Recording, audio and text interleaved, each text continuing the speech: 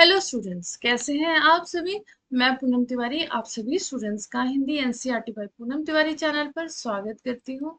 आप सभी का अभिनंदन करती हूं, वंदन करती हूं। उम्मीद करती हूं कि आप सभी खुश होंगे और पढ़ाई जरूर करते होंगे अच्छे से। तो आज हम लोग संघर्ष के कारण में तुनक मिजाज हो गया, धनराज पिल्ले जी की कहानी विनीता पांडे की जुबानी की आज जो इससे रिलेटेड क्वेश्चन आंसर्स है वो हम देख लेते हैं। साक्षात्कार पढ़कर आपके मन में धनराज पिल्ले की कैसी छवि उभरती है, वर्णन कीजिए। तो वह पहले सीधे सरल जीवन व्यतीत करने वाले मध्यम वर्गीय परिवार से नाता रखने वाले इंसान है। वे देखने में बहुत सुंदर तो नहीं है, हॉकी के खेल में इतनी प्रसिद्धि उन्होंने प्राप्त करने का जरा भी अभिमान उनमें नहीं है। आम लोगों की भांति लोकल ट्रेन में सफर करने में भी वो कतराते नहीं है। विशेष लोगों से मिलकर बहुत उन्हें प्रसन्नता का अनुभव करते हैं। उन्हें माँ से बहुत लगाव है। इतनी प्रसिद्धि पाने पर भी आर्थिक समस्याओं से वे जूझते रहे। उन्हें हॉकी खेल में बहुत लगाव है।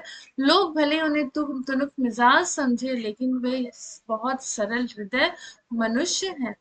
अब देखो, ये वाला क्वेश्चन है, इम्पोर्टेंट है।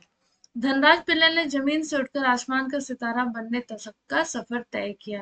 इसे 200 शब्दों में वर्णन कीजिए।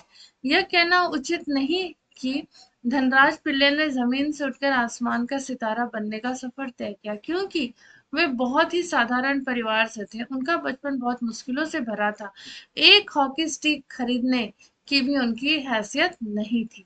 लेकिन उनकी चाह, मेहनत और लगन ने उन्हें जीवन की सबसे बड़ी मुश्किलों का सामना करने की शक्ति दी। इस खिलाड़ी ने विश्व स्तरीय ख्याति प्राप्त करके ही दम लिया। 1985 में वे जूनियर हॉकी टीम के में चुने गए। 1986 में उन्हें सीनियर टीम में डाल दिया गया। 1989 में ऑलवेन एशिया कप में चुने गए, जिसके बाद उन्होंने कभी भी पीछे मुड़कर नहीं देखा। मतलब इस ये लाइन था उनकी सक्सेस की बिगनिंग थी। तो उसके बाद उन्होंने पीछे मुड़ के नहीं देखा और सफलता उनकी कदम चूमते गई। मेरी माँ ने मुझे अपनी प्रसिद्धि को विनम्रता से संभालने की सीख दी। धनराज पिल्ले की इस बात का क्या अर्थ है? तो इस बात का ये अर्थ है कि मनुष्य चाहे कितनी भी सफलता की सीढ़ियों पर क्यों ना चढ़ जाए, लेकिन उसे उस सफलता का घमंड नहीं करना चाहिए और किसी को अपने से छोटा नहीं समझना चाहिए। माँ की इस सीख को उन्होंने अपने जीवन में अपनाया है। शॉर्ट आंसर्स देख लेते हैं। धनराज का साक्षात्कार किसने लिया था? तो विनीता पांडे जी ने लिया था। धनराज का बचपन कैसा था? तो कष्ट साध्य था, परिवार की आर्थिक दशा मजबूत नहीं थी।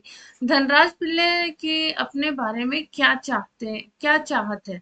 तो उन्होंने ये चाहती कि लोग उन्हें उनकी सूरत से नहीं बल्कि उनके हॉकी के खेल से पसंद करें। वे अपने खेल के माध्यम से ही अपनी पहचान बनाना चाहते थे। धनराज पिल्ले की माँ ने उन्हें क्या सीख दी?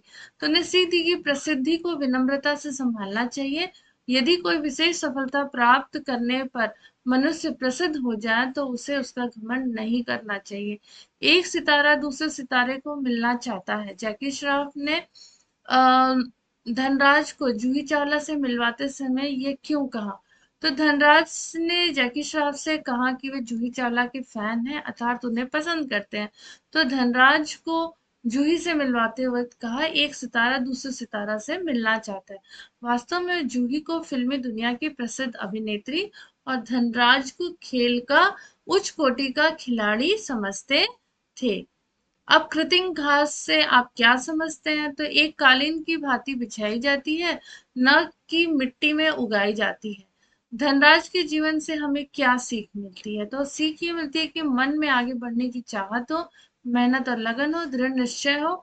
आर्थिक व पारिवारिक स्थितियां कभी भी आड़े नहीं आती। मनुष्य सदा सफलता की ओर बढ़ता है। जैसे धनराज पिल्ले साधारण परिवार से संबंध रखते थे, हॉकी का अभ्यास करने हेतु कई बार उन्हें हॉकी भी नहीं होती थी, लेकिन मेहनत और लगन से ही वो आगे बढ़ गए।